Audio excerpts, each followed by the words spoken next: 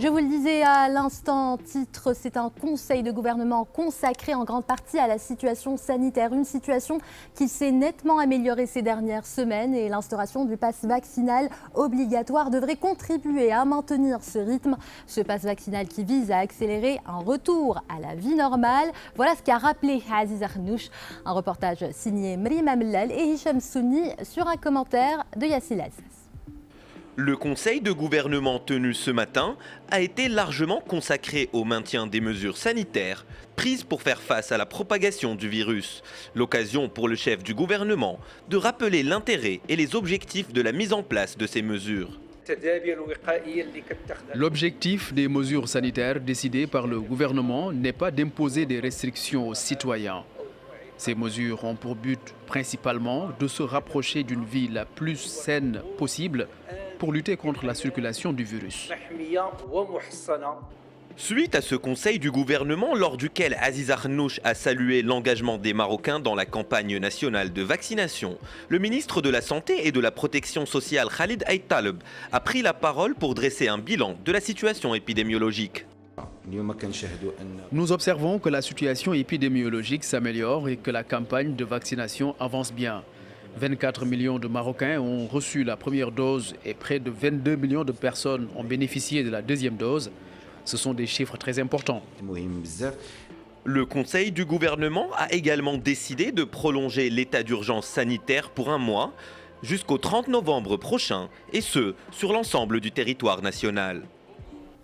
Et sachez que le Conseil de gouvernement a décidé de prolonger l'état d'urgence sanitaire sur l'ensemble du territoire national jusqu'au 30 novembre 2021. Prolongé donc cette fois-ci d'un mois au lieu de 2, et ce pour poursuivre l'effort national de lutte contre la propagation du virus. C'est également l'esprit du pass vaccinal et au moment de l'instauration de ce pass, une catégorie de citoyens s'est retrouvée dans le flou total. Celles qui souffrent par exemple d'allergies sévères ignoraient les démarches à suivre, mais les autorités sanitaires ont tranché. On sait depuis quelques jours que ces personnes peuvent recevoir une attestation de contre-indication, document qui leur permet de circuler librement. Voyez ce reportage à Agadir signé Mohamed Boubakr et Rafiqa Goumad sur un récit de Mamadou. Ici, à l'hôpital Hassan II d'Agadir, c'est une nouvelle étape qui s'ouvre dans la lutte contre le Covid-19. Une étape consacrée à l'étude des cas des personnes ne pouvant se faire vacciner pour des raisons de santé. Un parcours médical est prévu devant permettre à ces cas spécifiques d'obtenir leur certificat de contre-indication. Ce parcours commence d'abord par la visite dans un centre de vaccination. Si l'équipe médicale sur place s'aperçoit pour une raison ou une autre que la personne ne peut recevoir de vaccin, elle la dirige vers le centre hospitalier le plus proche. Cette catégorie de personnes est constituée entre autres de personnes souffrant d'allergies, d'hypersensibilité à la substance active du vaccin ou l'un de ses différents composants. Les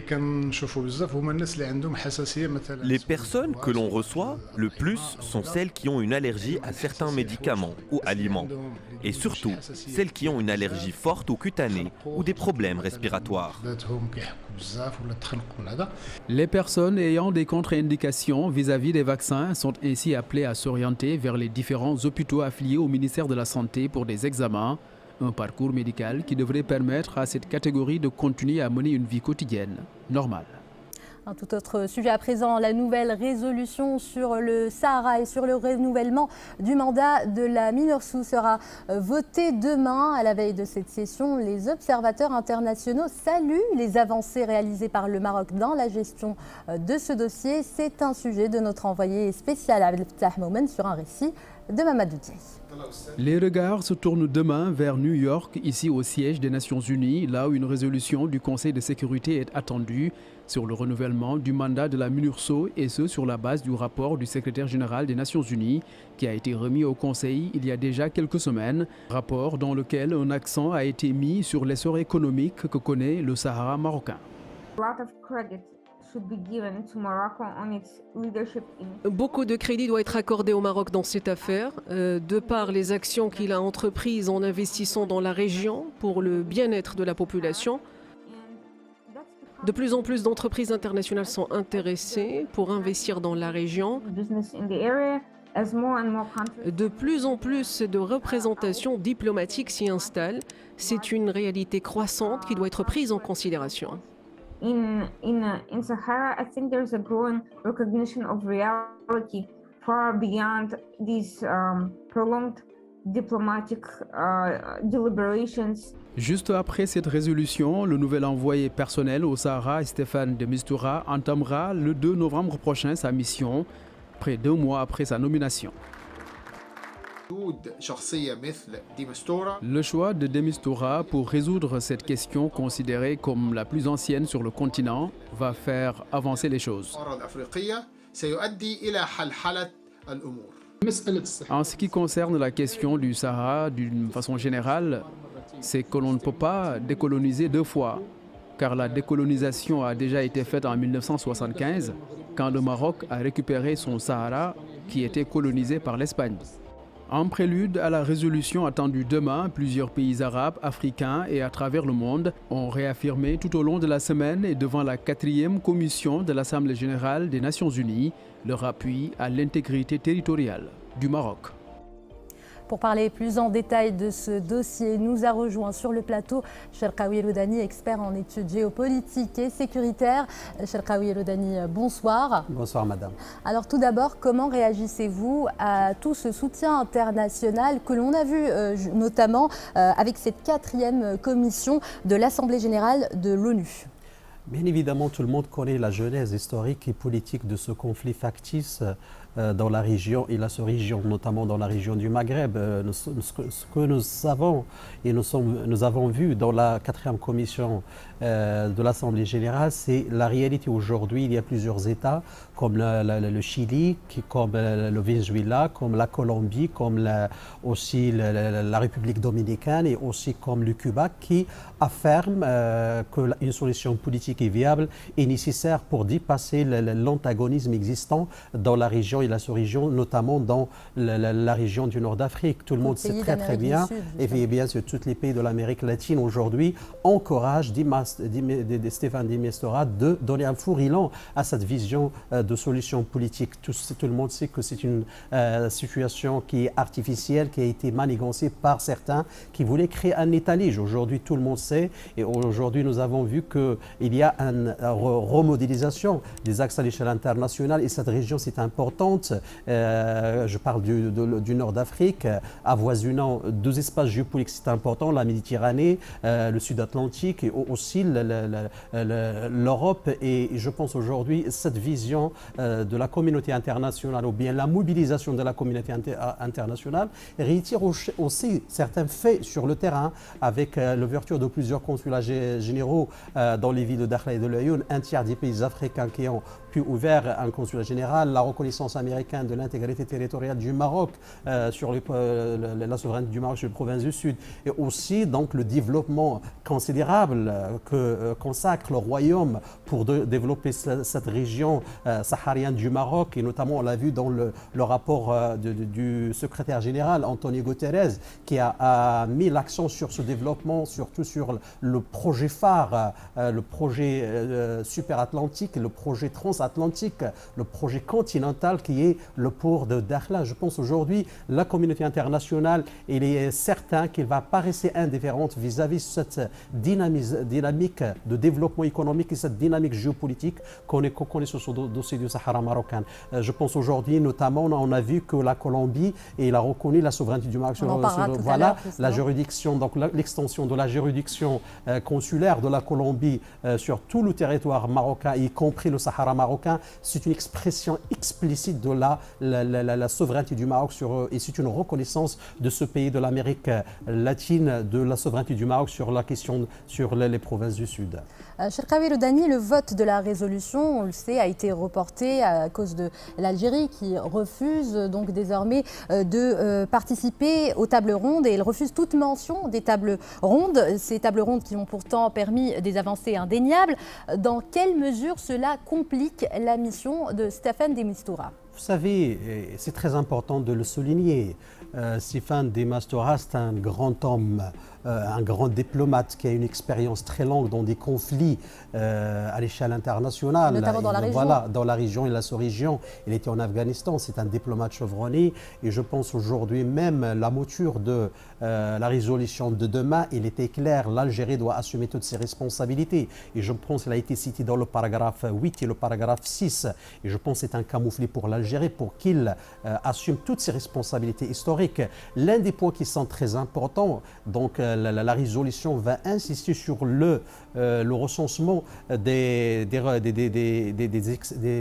séquestrés dans le camp de Tindouf. Et l'Algérie doit assumer cette responsabilité. Tout le monde le sait, madame, aujourd'hui que le détournement des aides humanitaires dans la région, la sous-région, sert le terrorisme, notamment avec ce qui passe dans la bande sahélo-saharienne, avec la montée fulgurante des attaques terroristes dans la région de Lubtako-Gorma, la région des trois frontières, le Niger, le Burkina et le Mali. Donc je pense aujourd'hui nous sommes dans une situation qui est très compliquée et le Chili aussi, il a insisté dans la 4e commission de l'Assemblée générale sur ce point-là. Donc il a fait ce couplage entre le développement donc, le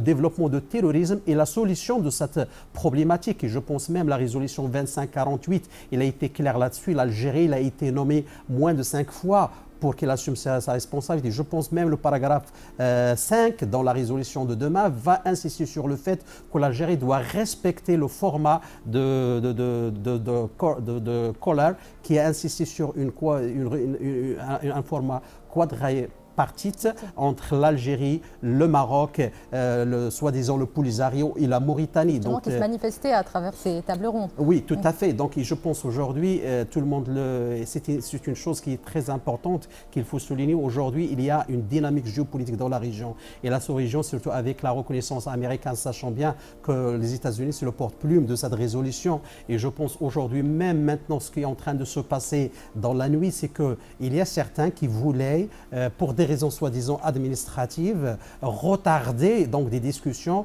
pour gagner certaines alliances. Donc c'est une tentative machiavélique et tout le monde le sait. L'Algérie est en train de faire cette tactique et cette manœuvre pour s'associer certaines alliances, mais en vain. Donc je pense aujourd'hui les dés sont déjà jetés. La résolution de demain sera une résolution encourageante pour le Royaume du Maroc. Il va conforter la vision de Sa Majesté le roi Mohammed VI avec sa diplomatie sage, active et agissante c'est pas que pour la solution de ce problème qui est artificiel, mais pour le développement de la région et la sous-région, notamment avec le développement que connaît la région des provinces du Sud, qui va être une ceinture géostratégique économiquement et politiquement qui va avancer dans l'espace et dans le temps pour l'Afrique de l'Ouest. Cherkaoui Rodani, merci pour ces explications. Et vous en parliez justement de ces pays d'Amérique du Sud comme la Colombie qui se joint donc à cette longue liste d'États à soutenir les efforts, je cite, sérieux déployés par le Royaume dans la recherche d'une solution politique pragmatique,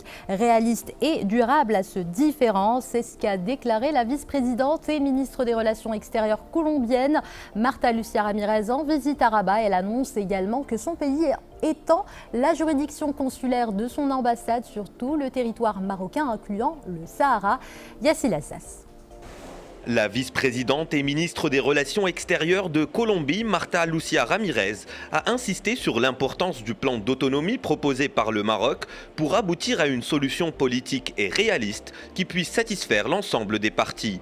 Cette rencontre avec Nasser Bourita a également été l'occasion pour la Colombie d'annoncer que la juridiction consulaire de son ambassade sera étendue à l'ensemble du territoire national, incluant le Sahara marocain. Nous avons donné des directives à notre nouvel ambassadeur à Rabat en vue de l'extension de la juridiction consulaire de Colombie à l'ensemble du territoire marocain, y compris le Sahara. Nasser Bourita a également présenté à Marta Lucía Ramírez les dernières évolutions concernant l'initiative marocaine d'autonomie proposée en 2007 par le Royaume. Je souhaite remercier la Colombie pour son soutien au Royaume quant à la question du Sahara marocain. Comme l'a rappelé la vice-présidente, la Colombie soutient une solution dans le cadre de l'initiative d'autonomie présentée par le Maroc en 2007. La vice-présidente et ministre des Relations extérieures de Colombie a également été reçue par Aziza Khnouch. Une rencontre qui a permis d'évoquer des partenariats entre les deux pays, notamment concernant l'agriculture. Quelques jours après sa présentation sous la coupole par la ministre de l'économie et des finances, le projet de loi de finances 2022 et ses dispositions sont examinés par la commission des finances et du développement économique à la première chambre.